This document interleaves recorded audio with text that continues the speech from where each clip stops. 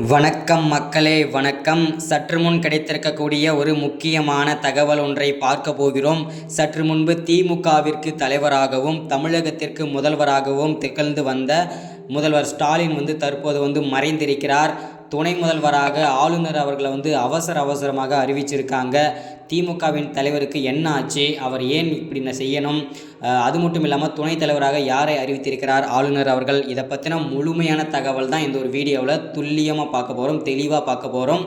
அதற்கு முன்பு நமது சேனலுக்கு நீங்கள் புதிய பார்வையாளராக இருப்பதற்கு வாய்ப்புகள் அது இருக்கிறது.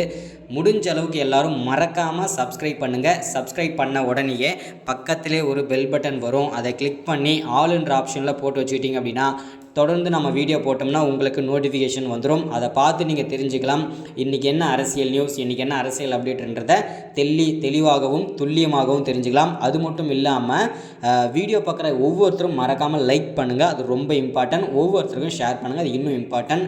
ஓகே, வாங்க வீடியோக்குள்ளே போகலாம். சற்று முன் கிடைந்திருக்கக்கூடிய ஒரு முக்கியமான பரபரப்பான சோகமான தகவல் கூட சொல்லலாம் திமுகவை பொறுத்த வரைக்கும். ஏன் அப்படின்னு பார்த்தீங்கன்னாக்கா, திமுகவிற்கு டிஎம்கே கட்சிக்கு தலைவராகவும் தமிழகத்திற்கு முதல்வராகவும் திகழ்ந்து கொண்டு வந்திருந்த ஆலமரமாக நின்று கொண்ட முதல்வர் ஸ்டாலின் தற்போது கவலைக்கிடமாக ஹாஸ்பிட்டலில் இருக்கார்.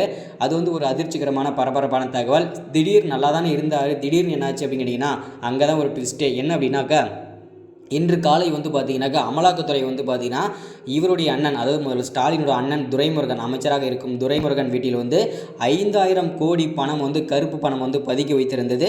அமலாக்கத்துறைக்கு தகவல் கிடைத்து அதை அதிரடியாக சோதனை நடத்தி 5,000 கோடியுமே கருப்பு பணத்தை முடக்கியிருக்காங்க. இந்த தகவலை கேட்டறிந்த முதல்வர் ஸ்டாலின் நெஞ்சு வலினால் பார்த்தீங்கன்னாக்கா ஹாஸ்பிட்டலில் படுத்துட்டார். ஸோ இதனால தான் அவர் பார்த்தீங்கன்னா துக்க நிலையில் இருக்கிறார், மறைந்திருக்கிறார் என்ற ஒரு தகவல் கிடைத்திருக்கிறது. அது எந்த அளவுக்கு உண்மைன்றது தெரியல. போஸ்டர் எல்லாமே போட்டாச்சு. இன்னும் அவர் இறந்ததுக்கான எந்த விதமான தகவலுமே கிடைக்கல. ஸோ இது பார்த்தீங்கன்னா ஒரு வதந்திகள் தான். அவர் பார்த்தீங்கன்னா ஹாஸ்பிட்டலில் அட்மிட் ஆகிறது அது கன்ஃபார்ம். ஓகேங்களா? ஸோ அவர் கவலைக்கிடமாக தான் உள்ளார். அது மட்டும் இல்லாமல் துரைமுருகனையும் அவர் அமலாக்கத்துறை அதிரடியாக கைது பண்ணியிருக்காங்க. முதல்வர் ஸ்டாலினையும் அடுத்தடுத்து கைது செய்யப்படுவார்கள் என்பது உறுதிப்படுத்தியிருக்காங்க. அது மட்டும் இல்லாமல் தற்போது திமுக தலைவர் ஹாஸ்பிட்டலில் இருக்கிறதுனால அவர் வர வரைக்கும் பார்த்தீங்கன்னா துணை முதல்வராக பார்த்தீங்கன்னா அவருடைய மகன் விளையாட்டுத்துறை அமைச்சராக இருக்கும் உதயநிதி அவர்களை துணைத் தலைவராக ஆளுநர் அவர்கள் அவசரமாக நியமனம் செஞ்சு வச்சுருக்காங்க. இது இன்னும் பரபரப்பை ஏற்படுத்தி வச்சுருக்கு. ஸோ இதுதான் இந்த வீடியோவில் நம்ம அப்டேட்டாக எல்லாருக்குமே நம்ம கொடுக்குறது. ஏன்னா திமுகவிற்கு பார்த்தீங்கன்னா பல்வேறு பூகங்கள் வெடிச்சிட்டு ஏன்னா திமுகவிற்கு மூத்த குடிமகன்கள் இருக்கவும் மூத்த புள்ளிகள் இருக்கவும் இருந்தாலுமே அவருடைய வாரிசு அரசியல் பண்ணணுன்றதுக்காகவே அவருடைய மகனுக்கே இந்த துணைத் தலைவர் பதவி கொடுத்துருக்காங்க. இது ஒரு பரபரப்பான தகவல் தான்.